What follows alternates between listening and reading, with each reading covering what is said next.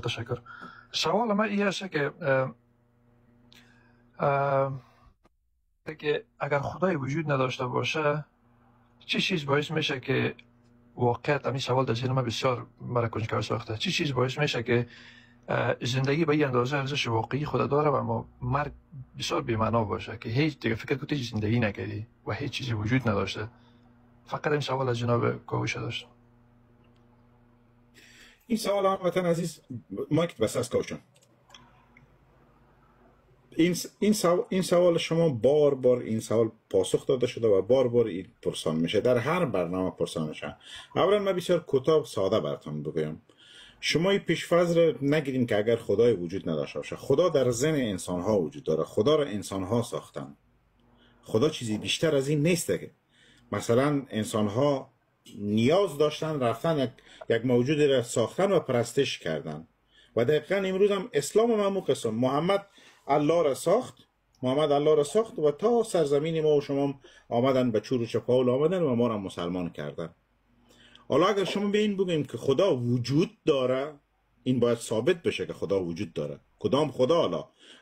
حالا در هندوستان 350,000 خدای متفاوت پرستش میشه، خدایان متفاوت پرستش میشن.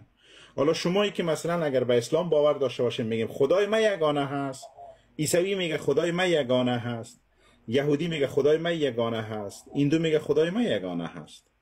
همین قسم شما برین هر خدایی را که شما ببینین میگه خدای ما واقعی است و خدای ما وجود داره.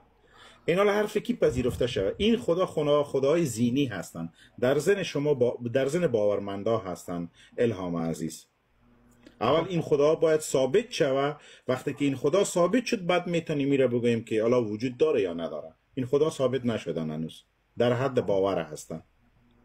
بسیار خوب، بسیار تشکر. ما باعث یک انسان خدا باور ما عجیب بود فکر میکنم. مثلا میبینیم در دنیای زندگی میکنیم، عاطفه وجود داره، محبت وجود داره، خوب و بد وجود داره. مثلا میبینیم که پستی و بلندی و چقدر مشکلات و خوبی ها در زندگی است. خب من از بود از این باور دارم که خدا وجود داره. مثلا یک نظری شخصی خودم. نه، این مسائل هیچ به خدا ربطی نداره. تمام این مسائلی را که شما نام گرفتین هیچ به خدا ربطی نداره. حالا خوبی و بدی چه ربطی به خدا داره؟ حالا من یک سوال از شما بکنم، دزدی الهام عزیز کار بدی است یا کار خوبی است؟ دوستی خب بستگی به این داره که دوستی خب دزدی درست است. دزدی کار بد است. بسیار عالی. دزدی در ذات خود کار بد است یا چون الله گفته بد است؟ خب دزدی در ذات خود بد است. تمام شد دیگه. پس خوبی و بدی هیچ ربطی به خدا نداره. چیزی که خوب هست، چیزی که بد هست. خب این ما نمیتونیم بگیم دزدی کار بدی است چون الله آمده گفته که بد است. نه، دزدی در ذات خود بد هست.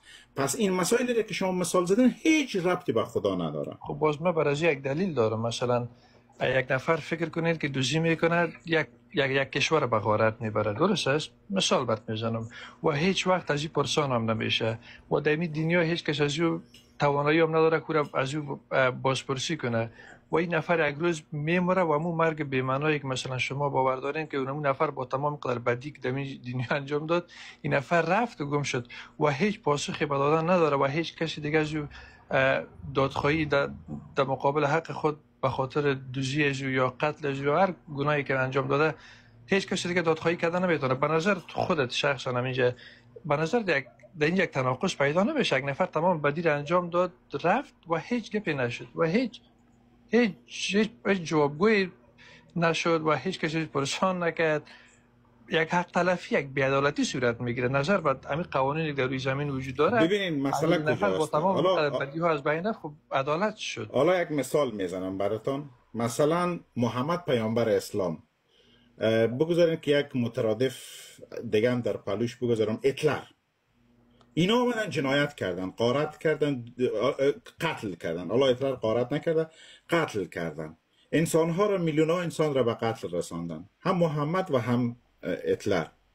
اینا شمایی که باورمند هستین، محمد به امر الله شما کرده؟ محمد به امر الله شما غارت کرده، دزدی کرده، قتل کرده؟ هیتلر به خواست الله تان کرده. متوجه هستین؟ اون قاتل هم که قتل میکنه به خواست الله تان میکنه، در باورهایتان هست.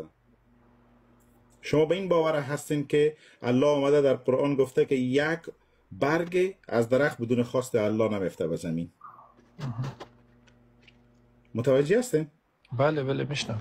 حالا این قتل که به حساب قتل دست جمعی که صورت گرفته به خواست الله صورت گرفته، بعد چرا الله خواسته باشه بعد از این پرسان بکنه؟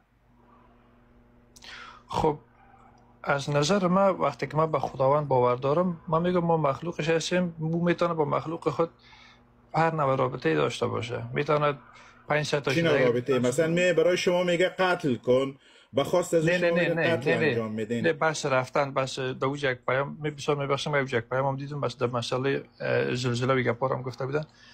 خب او خالق است، من به خالق خودم این باور دارم و اگر بخوایم 1000 نفر ما را یک کوشم میخواین با این دوستان صحبت کنین در این مسئله؟ بفرمایید ادامه بدیم الهام جان، ولی کوتاه خواهشم. درست است.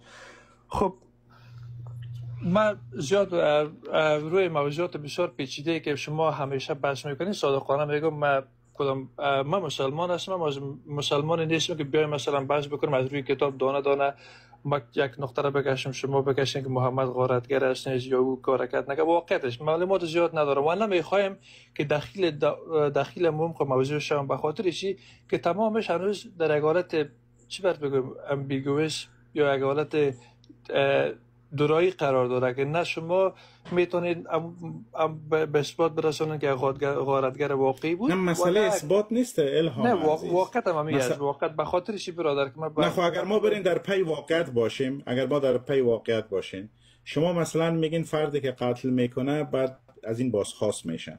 خب شما در دین خود باور به این دارین که اون قتلی هم که صورت میگیره به خواست الله صورت میگیره.